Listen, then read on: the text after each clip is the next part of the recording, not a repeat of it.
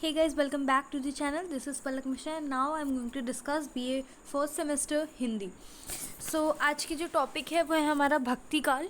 भक्ति काल बेसिकली एक ऐसा काल या फिर युग जहाँ पे जो जन समुदाय होती थी वो प्रभु की भक्ति करती थी. और ये जो भक्ति थी उनकी दो धाराएं होती थी, एक सगुण एक निर्गुण. और इन दोनों में कोई भगवान के रूप आकार को पूछता था तो कोई ये मानता था कि वो ब्रह्म है, यानी उनका कोई रूप आकार नहीं है. आइए अपने वीडियो को शुरू करते हैं.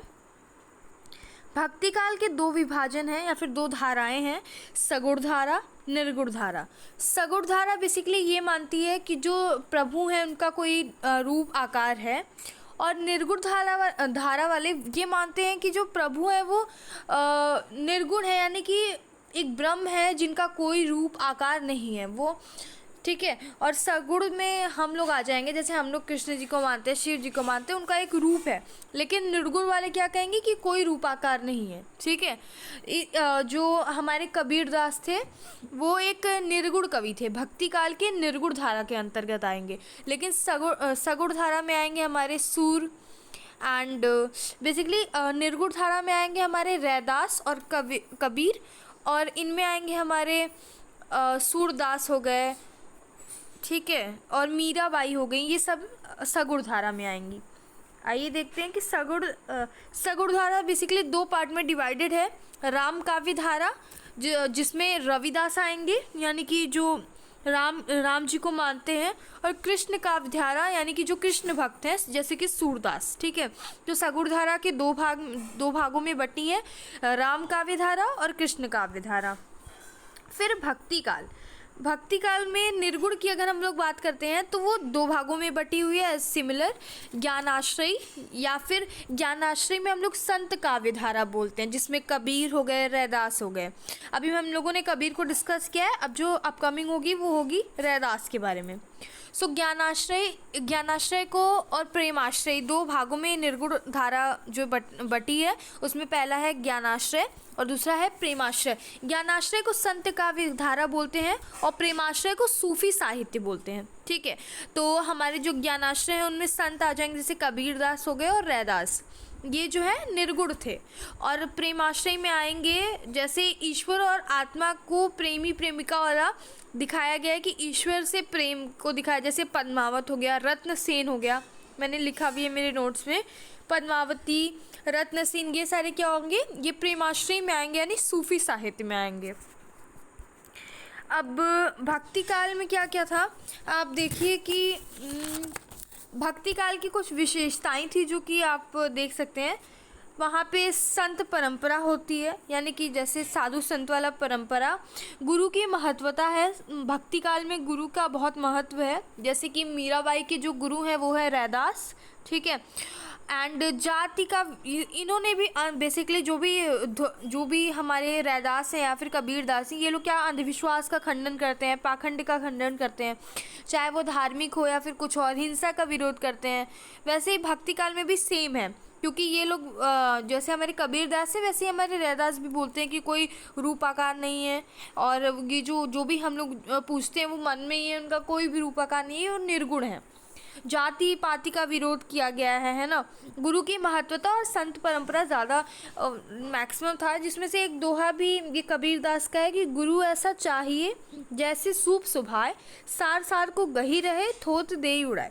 यानी कि इसका मतलब कि गुरु ऐसा होना, गुरु ना सूप की तरह होना चाहिए, जिसमें से जो हमारी बुराइयां हैं वो, जैसे सूप का काम क्या होता है, जो भी कंकड़ पत्थर होते हैं वो सूप में से हम लोग बाहर निकाल देते हैं, और जो बची कुची होती हैं वो सही होता है, जो भी हमारे व्हीट और ग्रेन हम लोग उसमें डालें. तो वैसे ही गुरु भी होना चाहिए जो हमारी सारी बुराइयों को हमसे दूर ले जाए. भक्ति काल की विशेषता, जिसमें हम लोग पहला देखेंगे राजाश्रय का त्याग. जो भी भक्ति काल के कवि थे वो किसी भी राज दरबारी कवि नहीं थे. वो जो कविता लिखते थे वो जन समुदाय के लिए लिखते थे, यानी उनके भलाई के लिए लिखते थे, और उनका सबसे जो पहला उद्देश्य होता था वो लोगों की भलाई करना होता था. ये किसी भी राजा के संपर्क में नहीं थे, ना राजा की ये प्रशंसा करते थे. इसलिए राजाश्रय का त्याग.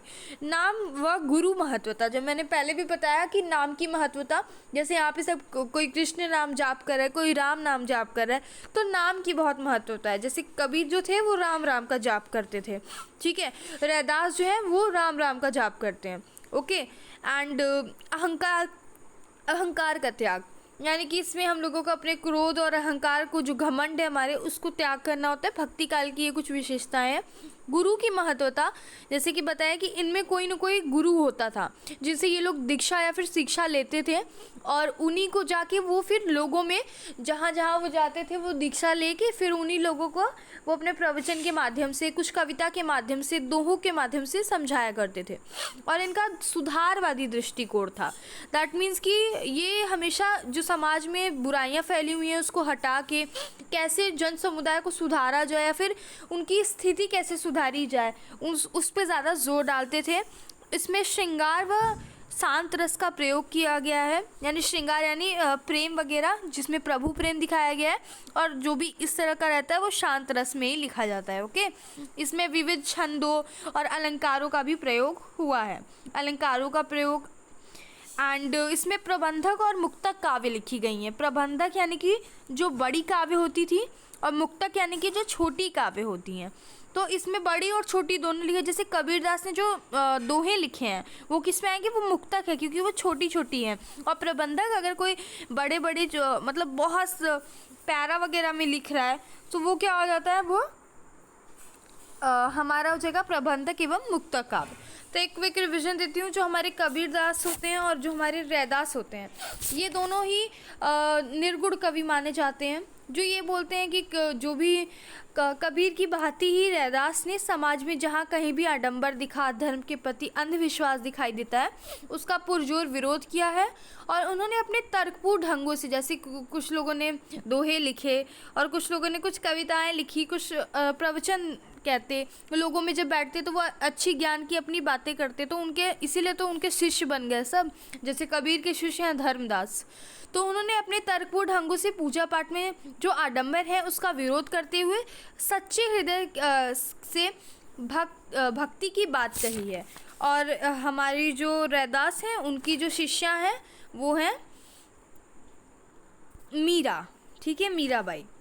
सो that's all about Bhaktikal. Bhaktikal is Bhaktikal का जो इंट्रो है वो ये है। एंड भक्तिकाल में जो कवि पढ़ेंगे आप लोग, जैसे कबीरदास हो गया तो उसके बारे में सेपरेट उनका जीवन परिचय, रैदास का जीवन परिचय, और भी बहुत सारे जीवन परिचय आपको पढ़ने, जैसे कि मलिक मोहम्मद जायसी का जीवन परिचय, अमीर खुसरो का जीवन परिचय, इस तरीके का आपको देखना ही पड़ेगा। सो अभी के लिए इतना ही। ये वीडियो हो गई complete. If you like it please go like, share and subscribe and share to the channel. Okay, bye.